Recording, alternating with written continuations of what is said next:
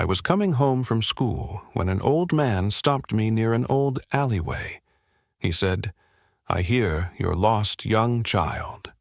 He was wearing a dark cloak with the hood up, but I could see his gleaming forehead underneath, and a long gray beard on his face. His voice was commanding, but had a distinctly feminine quality, and filled me with a sense of dread. "I have something for you." And with that, he placed a folded piece of paper into my trembling hand. "Who are you?" I called out, but he had vanished into the shadows of the alley. Before I left, though, I heard him say, "He calls out for you. The sunken city shall rise again." A cool autumn breeze made me shiver as I stared at the blank space where the man had left. Looking down, I unfolded the paper and read what was written in looped gold lettering, "A ticket to Manntopia." At the bottom, it had an address 290 Broadway No. 3, New York, New York, 10007. That's for the headquarters for the U.S. Treasury Building. I thought, what the hell was that guy about? I went home, shoving the note in my pocket, and went about the rest of my day. When it grew dark and I retired off to bed, I was kept awake by a noise looping around in my head. It sounded like a dull thumping in the background, but a voice not unlike the old man's speaking in a strange tongue. "What's-an, Russ?" By the next morning, I was exhausted, having not slept at all. The strange script kept turning over in my mind. What's-an, Lars? But what could it possibly mean? I thought that maybe it was just my unconscious fear of what had happened the previous day, and that I would forget about it. The next night, however, it was worse. The thumping grew louder, and the words more high-pitched and animalistic. The next day, I decided it was time to visit the address. I got on the subway and rode my way over, but along the way, something strange happened. The voice suddenly switched on in my head with increased vigor. Once I was underground and said, "The entrance is marked with a fool's catch." As I came out of the subway, I felt the presence of ease as I walked up the steps to the Treasury. At the top, I joined a tour of the building and started looking around for a fool's catch, whatever that meant. On the ground floor, amidst the grand arches and columns, I saw a peculiar state, a massive lobster on a pedestal. I asked the guide about it, and she said it was given by an anonymous donor. This could be it, I thought. Only a fool would try to catch a lobster this size. Sneaking away from the tour group, I ran out and touched the lobster. I heard a click in the wall when I did, and a small scanner appeared. I pulled out the ticket and held it up to the scanner, where it beeped and opened a small hole in the column the lobster rested on, but still big enough for me to squeeze in. I looked around to make sure that no one was watching me, and as I did, I noticed two cloaked figures that looked eerily similar to the man that I had talked to earlier. Hurriedly, I crawled into the hole, and it began to descend into the earth. Deeper and deeper it went, as I was huddled in the dark chamber, confused and scared of what was going to be at the end of the tube. Eventually, after around 30 minutes, the elevator came to an end and a door opened up, exposing me to a strange dark light. When my eyes adjusted, I crawled out and into an astonishing city of gold. I was on the edge of the cave looking down over the city, and could see buildings, a glittering light. And in the middle lay what looked like a massive temple. The buildings were made of columns and arches, looking like something out of ancient Rome, except they were spotless and gleamed like gold. In the distance lay a harbor with a large battleship, seemingly out of place in this ancient-looking city.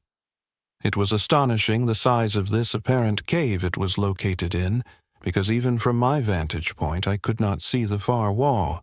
Instead, it simply continued in a dark ocean lapping on the shore. Up toward the ceiling it was dark, and I couldn't make out any indication of its surface. The only beacon against the blackness was the glittering city in the middle.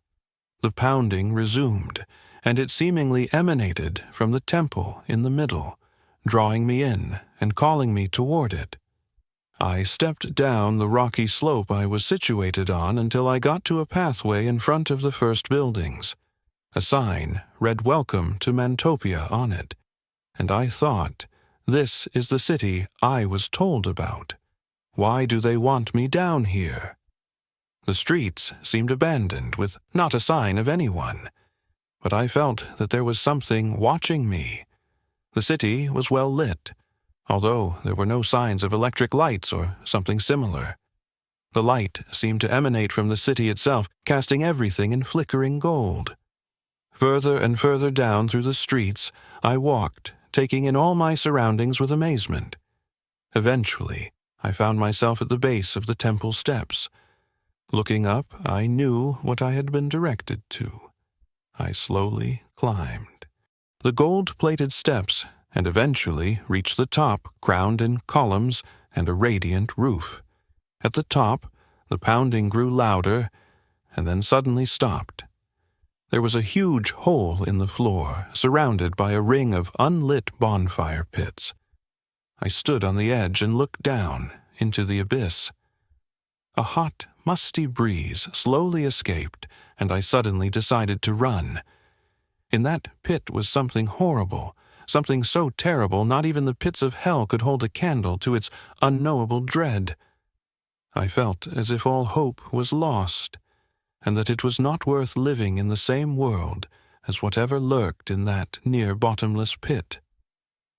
As I tried to flee, I suddenly heard footsteps, and around 200 of the cloaked figures rushed onto the temple surrounding me. Cultists, I thought. They're worshipping that wretched thing in the pit. "What do you want?" I exclaimed in hysterics. One of them answered, "It has chosen you, and we do as it asks. The Supreme Being will rise again and make us kings in a new age, the age of the man." They began to chant the words from earlier, Watsanras, over and over again, closing in on me. Their intensity picked up, and I began to frantically try to get away, but they had me. Grabbing both my hands and feet, they picked me up and brought me to the edge of the chasm. I screamed and pleaded, but they did not listen. The chant reached a climax, and I felt them let go by body falling down into the deep, moist grave. I prayed for death, but found that I had no such luck. I fell for what in my mind was an eternity, but was probably only around a minute. When I did land, I hit something soft, and somehow was entirely unharmed. I glanced around, and what I saw haunted me to my core. There were bones strewn about all over the ground, millions, billions of bones coating the floor under my feet. Some looked massive and alien, like nothing I had ever seen before, and would never hope to see the animal that they belonged to. Then the smell hit me. It smelled as if 1,000 rotting corpses were packed in around me, which I guess there were, although the smell also carried a more earthy, ancient tinge. Then my eyes looked up. Above the bone-strewn landscape glowered 2 enormous, milky white eyes. I suddenly realized what I had been missing the whole time, and how I had survived the fall. Those damned, swirling white orbs were connected to perhaps the largest creature that has ever existed in the knowable realm. Its gelatinous, inflated body filled a huge portion of the whole, and it stood what I can only guess at a mile tall. It was bald and had a pair of glasses uselessly strung over its blind white eyes. Its mouth was covered in a thick gray beard, so big it could have been a whole forest. It shifted its mass around, creating a huge rumble bounding in my head.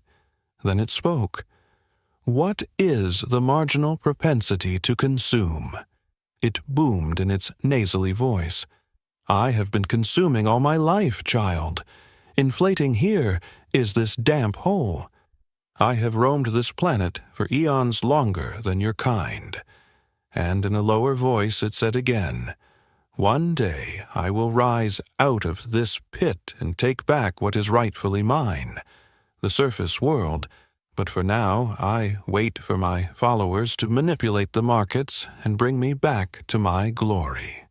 As he said this, everything started to dim, my mind shutting down from the sheer incomprehensibility of the behemoth laid before me. I heard it shout again, the time is soon, the time of man has almost arrived. And then all I remember was being shoved into the behemoth's maw, and everything was black. When I awoke some time later, I was back in my house, and I assumed everything must have been some sort of dream. Later, I realized it definitely hadn't. I noticed that I had begun to start losing some hair, and I started to need to shave more often. I also started to crave polar drinks, something that I never really cared for before, but now suddenly needed. But the new change was my interest. My mind started to always dwell on the finance building, not for the fiscal policy, but rather the ancient city beneath, and I started to long for the hole in the temple. I came to adore the creature within and started my worship.